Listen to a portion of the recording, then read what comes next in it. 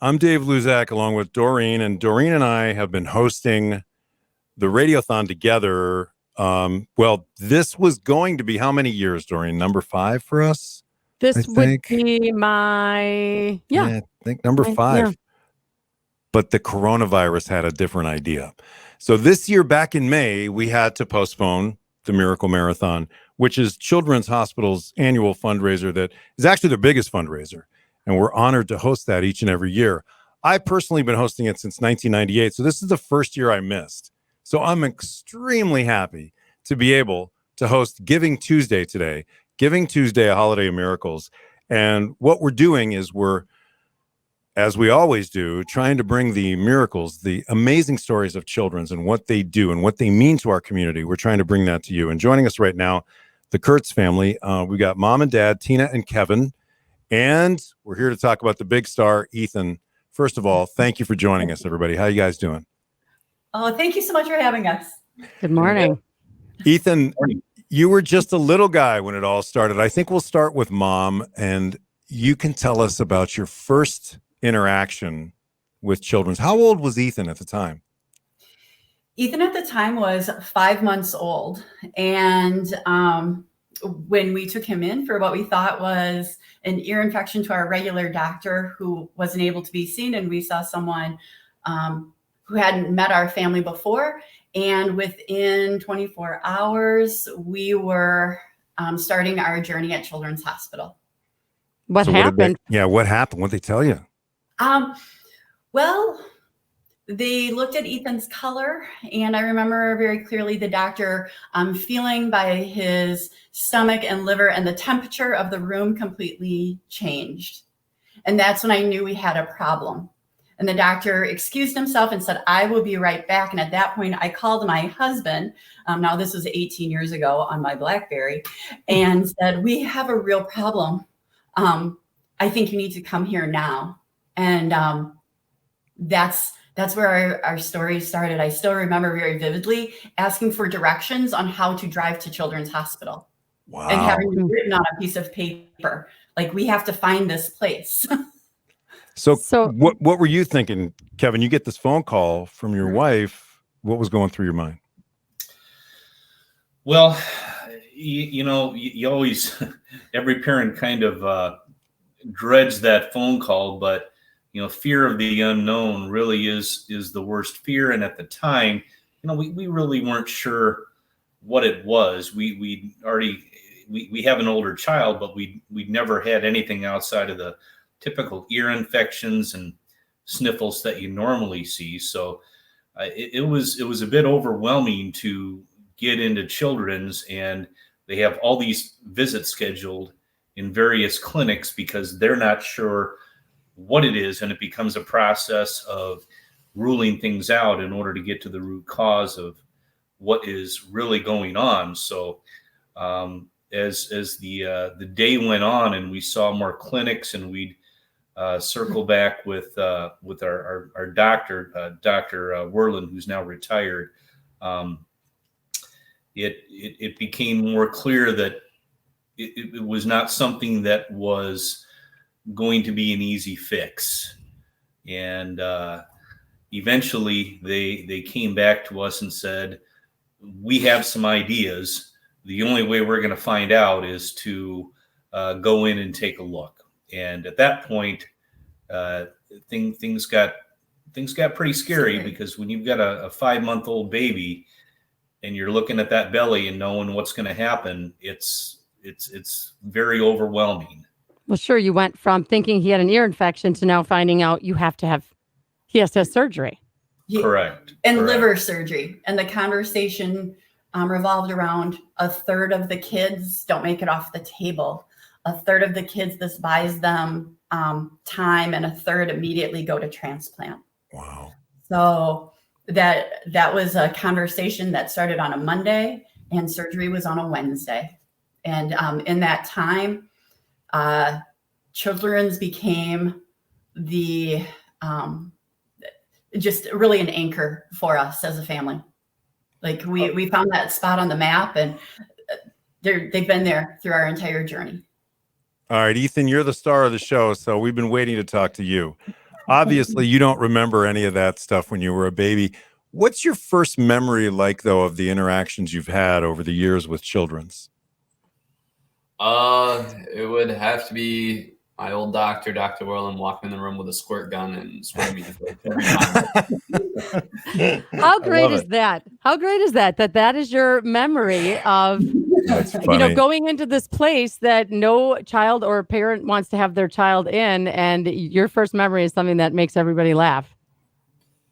Yeah, I mean, at the end of the day, like, you don't remember most of the bad stuff. You just remember the outcomes of it. Very good point. Very good point. Now, you had to be put on a transplant list, but you decided to be put on that list, and you, along with your parents, decided to do that when you turned 18? A little before. Okay. All right. And you are a recent graduate of Oconomowoc High School, so congrats. Yes. But explain what you have been through and what's been going on with you. Where do you start? I know. Yeah. I know. It's big. It's big. I mean, we had a meeting with I was going to meet the transplant team last summer just to kind of like, it was earlier this summer. It was earlier. It was earlier this summer, just to meet everybody, see who everybody was. But the conversation was still, yeah, you're not even close.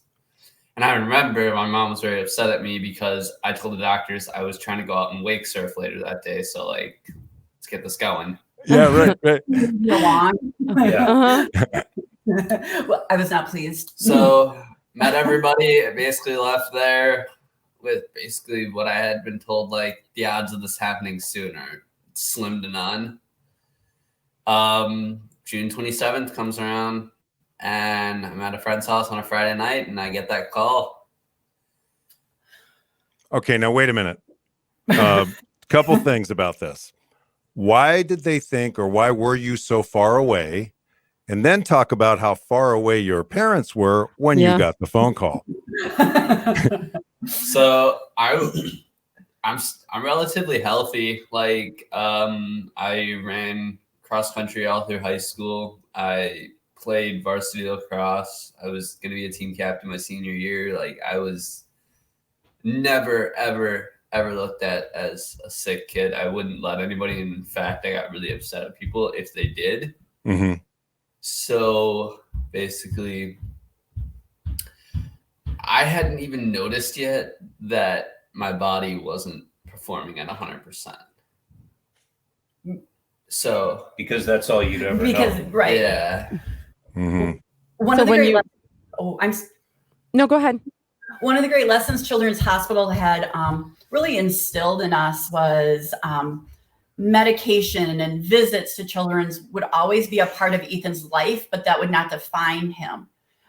Children's equipped us with tools as parents that we did not define him as a sick child. So Ethan never defined himself as someone who was sick. So when we had his meeting for his liver transplant, and it wasn't like his score wasn't as high as most people, and he wasn't as sick as some, but with transplants of organs, there's a metric that's used. I see. And okay. the metric, I'm sure it's different for other organs, but with liver in particular, it's really about, and I hope I'm getting this correct, but it's a big part of it is how the blood vessels line up, and how it'll fit into the recipient's body.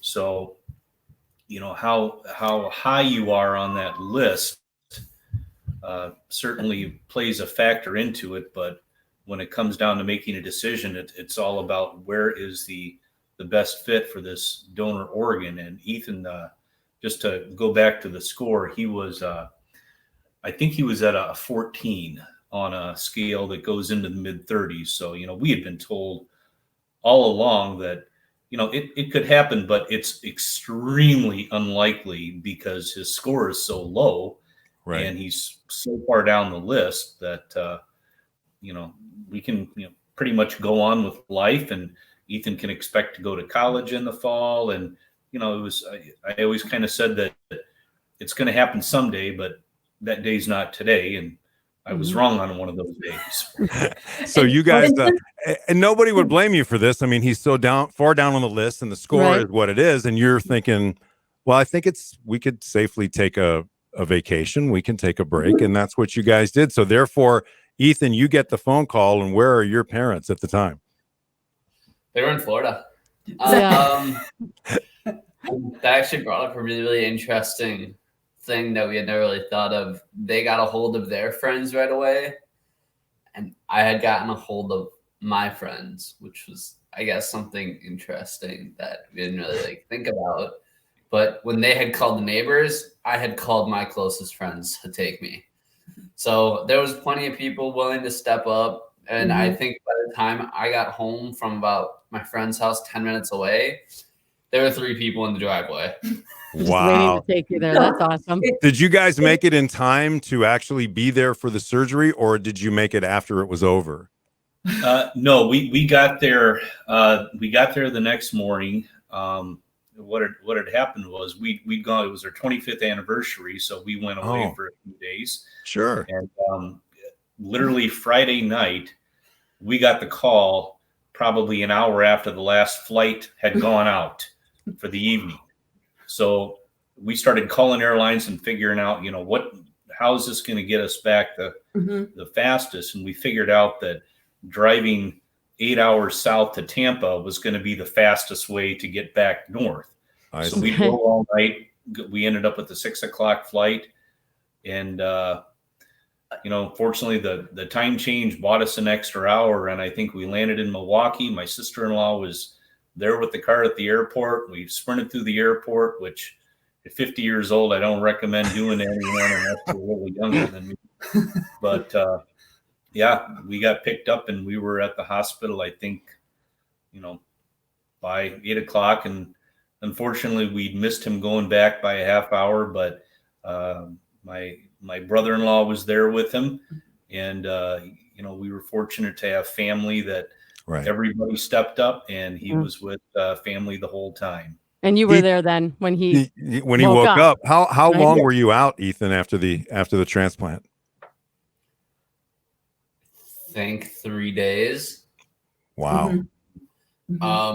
As for what I remember, probably even that when I woke up, probably I don't remember the next 2-3 days after that. So how are you now? That's what we want to know. How are you, and what is the prognosis for the future? I'm good. I'm going to work in about an hour and a half. So this happened in June of 2020, and here we are now, and you are up and around and going to work and going to college, and all of your future is, that is unbelievable. Yeah, I went on a hunting trip last week. I'm going to college in January. I'm going to be attending UW Whitewater.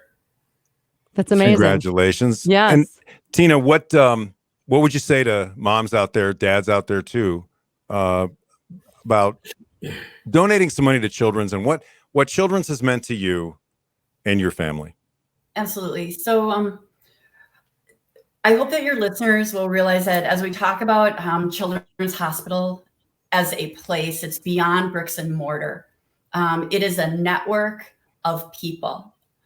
When I step back and I look at when Kevin and I came flying into that hospital area, looking for our son because we knew he'd been taken into surgery, the woman at the area that greeted us looked up and said, "You're the Kurtzes, we've been expecting you."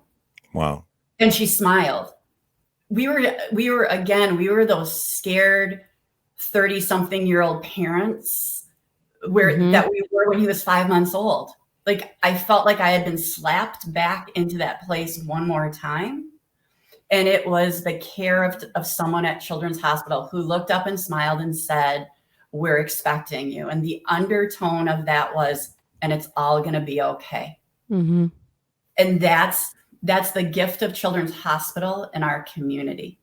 And I think that with everything that's happened in 2020 in our communities and in our nation, this is one way of just recognizing with gratitude what a gem that we have in our community, and how we can support families who are scared, moms and dads who were scared. Yeah. Mm-hmm.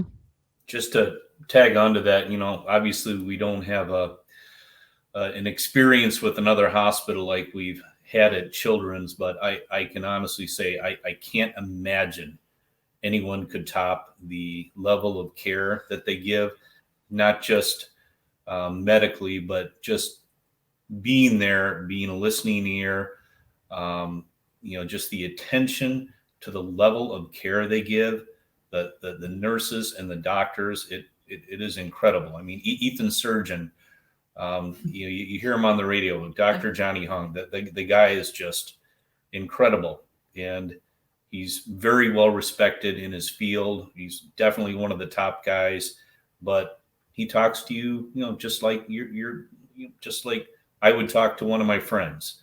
You never feel rushed.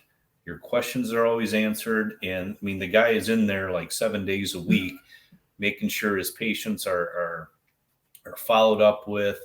The nurses there are just incredible.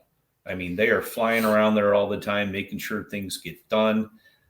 They're there to listen. They're there to make sure that their patients recover, and they are. I mean, I can't honestly remember in we were in there. We figured out over the course of the summer, we had a couple bounce backs that we had to go back for. He had to go back in and get his spleen removed, and a couple other things that we were in there for.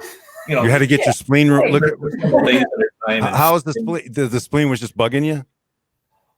Oh, tell them. There were 2 of them. Oh, Yeah. Two of them. Yeah, I didn't know that. I don't think anybody did.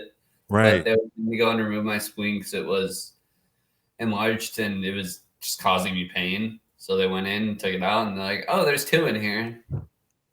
That's unusual. yeah. Yeah, for sure. It was definitely something interesting. Like, Doctor was pretty fascinated with that. He doesn't see that a lot. So, Ethan, what are you studying when you go to school at Whitewater? so I actually am gonna do my gen eds at Whitewater. I hope to transfer over to Madison to get my nurse's BSN.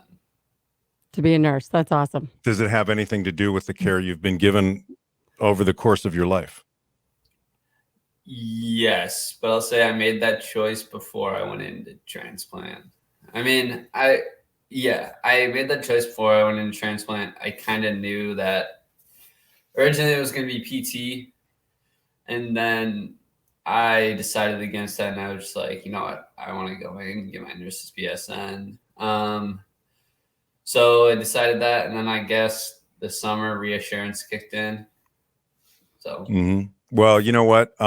We are all going to be very lucky in the next few years when you achieve your goal and have that as a profession, because you, of anybody, will know how important it is and what kind of care your patients are going to need.